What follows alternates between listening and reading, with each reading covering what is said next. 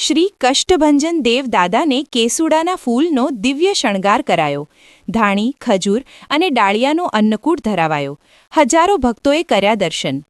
શ્રી સ્વામિનારાયણ મંદિર વડતાલ ધામ સંચાલિત સુપ્રસિદ્ધ યાત્રાધામ સાળંગપુર ધામ શ્રી કષ્ટભંજન દેવ હનુમાનજી મંદિર ખાતે પરમ પૂજ્ય શાસ્ત્રી સ્વામી હરિપ્રકાશ દાસજી અથાણાવાળાની પ્રેરણાથી તેમજ કોઠારી શ્રી વિવેકસાગર દાસજી સ્વામીના માર્ગદર્શનથી તારીખ 28/2/2026ને શનિવારના રોજ શ્રી કષ્ટભંજન દેવ દાદાને કેસુડાના વાઘા ધરાવી દાદાના સિંહાસનને શણગાર કરી સવારે 5:30 કલાકે મંગળા આરતી પૂજારી સ્વામી દ્વારા તથા સવારે 7 કલાકે શણગાર આરતી કોઠારી શ્રી વિવેકસાગર દાસજી સ્વામી દ્વારા કરવામાં આવેલ.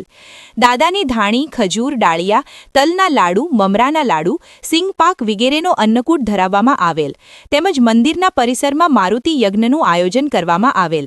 અનેક ભક્તો દ્વારા દાદાને ચઢાવવામાં આવી હતી, જેના દર્શન, અન્નકૂટ, આરતીનો લાભ હજારો હરિભક્તો લઈ ધન્યતા અનુભવી હતી.